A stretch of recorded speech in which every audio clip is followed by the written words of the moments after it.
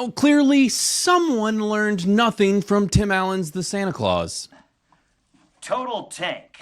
Wait a minute. No way. No way Santa's going anywhere without his sleigh. He would if he's trying to sell the total tank. Have you ever wondered what it would be like if Santa was a Fed? Well, the writers of Red 1 sure did, and, well, they spent $250 million showing you exactly what that would be like. Well, isn't that a pretty picture? Santa rolling down the block in a Panzer. Well, kids, I certainly hope you've been good this year, because it looks like Santa just took out the Pearson home. It's coming! Before we get started, make sure to hit that like, the subscribe most importantly, and throw us some comments. Let me know what you think about the video. And make sure to visit Criticless.com or download us in Android or Apple app stores. You can visit our site and check out some Christmas lists that multiple of our users have made, or you could make one of your own. You can go review anything you've been watching lately, most importantly, Christmas movies if you've been watching those, since today we are doing a special Christmas episode in November, because everyone knows how much I love to watch Christmas movies in November before Thanksgiving. So, on to talking about the film Red 1. Now, this movie, I was holding out hope, honestly. There was a lot of bad press surrounding this thing. We're not going to spend this talking about how much money they spent on it, or all the controversy surrounding The Rock, how he peed in bottles and didn't show up to work on time and got on everyone's nerves. No, we're not going to talk about any of those things. We're going to talk about the movie Red 1, which was produced by Amazon, interestingly enough, and MGM, which they own now, but this is actually directed by Jake Kasdan. Now, you're definitely familiar with some of the things that Jake Kasdan has done, most importantly, the Jumanji films, and I think that that's kind of where this all jumped off, as they were like, hey, remember what you did with those Jumanji movies and how they were just kind of okay, but these big budget things that people somehow show up for?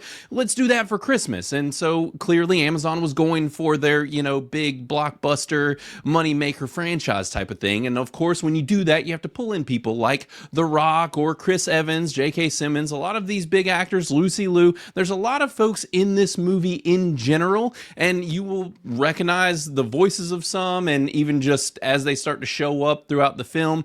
And I didn't really know a ton about this movie. I was holding out hope. I was trying to ignore the bad press. I mean, hey, maybe The Rock deserves $50 million to make a movie. No one knows. But which, after watching this, I can tell you that he probably doesn't. If you can't tell by my tone, I'm not super enthusiastic about this, but one of the things that I tried to do when starting this channel in general and even building Criticless was that I wanted to try and be more of an everyman's type of critic, try and view it through the eyes, well, that I normally do. I'm not hypercritical, but this movie, I wasn't trying to be hypercritical, and I was actually viewing it as if I was going to take my kids to see it. And that really hones in on what this movie is, which is odd, and it makes me ask, who was this movie exactly for? Because it's a Christmas movie, and you think holiday spirit, family film, watch it with, the kiddos or whoever, but it's a PG-13 movie, which is fine, and it rides the line, but I was like, it's probably PG-13 for action. But no, this movie is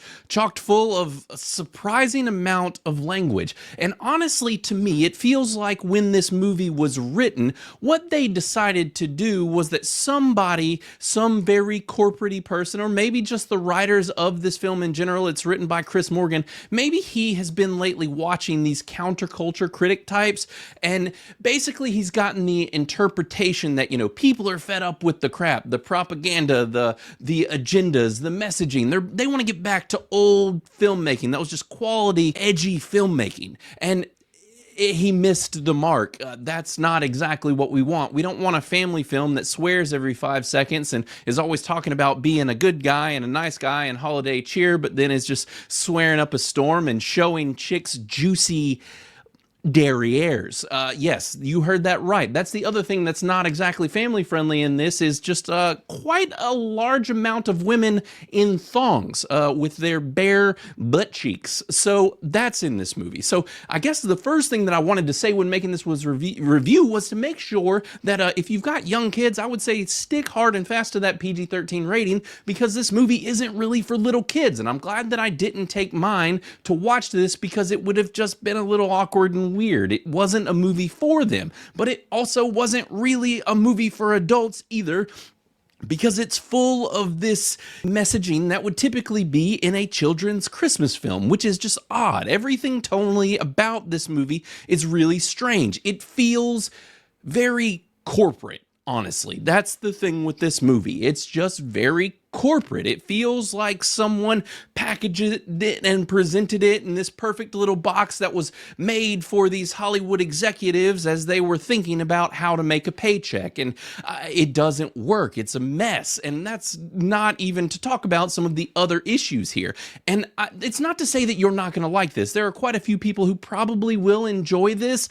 It's just going to have a very specific audience because, like I said, most people I wouldn't advise to take your kids. So it's really in that middle zone, and I don't really see teens being like, yeah, we're gonna go see Red One, that's the movie for us, you know, where they're gonna teach us about being a good guy while showing us women in thongs. I just don't really understand any of it, so I just come back to who was this movie for, which I know we say a lot kind of in this space, and I think lots of times that statement's empty, but in this one it's actually pretty worthy of saying, I think. But everything about it is kind of odd, and it's not to say that the whole film is bad. It's not. The whole film is not bad. There are some very interesting ideas and concepts here surrounding some of the lore, and that's the thing that they get right, is some of the world building.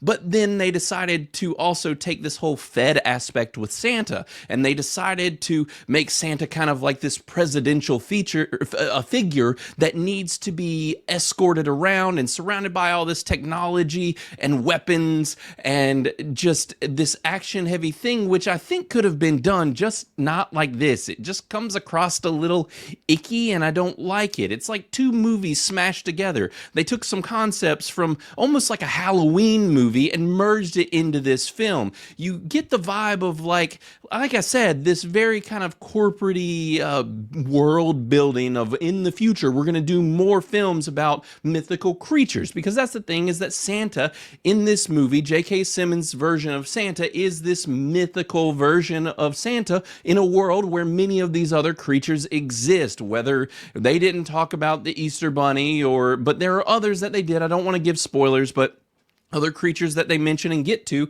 and a couple that they even show. And it's just, that is a cool concept and an idea of this mythical creature world, but it just doesn't quite land right for me. So in breaking this up into kind of two reviews, if I were to give one, it's kind of like, me personally watching this movie on a Criticless scale, I'm probably going to definitely put this thing in a bogus. I mean, there are a few heartfelt moments where I was almost a little mad, where I'm like, how dare you take this movie that I don't like very much and make me feel something? Because there were a few of those moments, but all in all, they couldn't add enough to make this worthy of it, even though there were a couple cool set piece moments in the film, especially towards the end, but everything leading up to that wasn't worth it. Now, for that other audience that I was talking about, maybe we're in that decent range. Maybe it is in that 50% or, low 40s maybe, where somebody's going to watch it and be like, that was an all right time. I went and saw it at a matinee and it was cheap, and I got to go and watch a fun-ish movie, which is fine. And I don't fault you for liking this movie. I don't loathe it or hate it.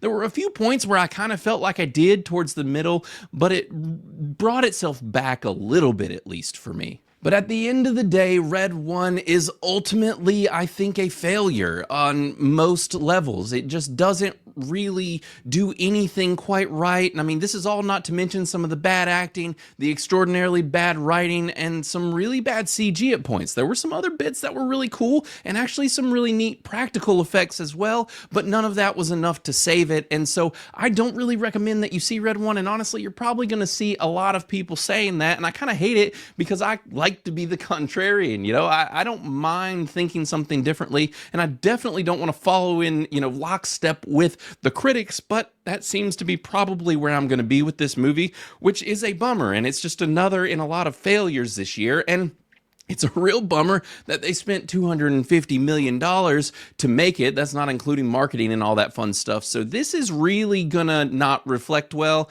and I don't really see this movie having legs. I'm guessing they dropped it early so that when it comes to Christmas time, they can then put it on streaming, and so they have a little bit of a buffer there, but I don't see a whole bunch of people jumping out to buy this. Maybe if it's free, there will be people watching it, but I don't recommend going to the theater and spending your time or money. There's other things you could probably see, like Heretic, and as far as family films go, it sounds like you should just watch Wild Robot if you can actually find it in a theater anymore, and there's some other things brewing, so I think there's a Moana film coming out, but this is not where you spend your family film money. It costs way too much to send a family of 4 or 3 or 5 or however many to the movies to just then see something that, for one, you're probably not going to feel like is super appropriate for your children.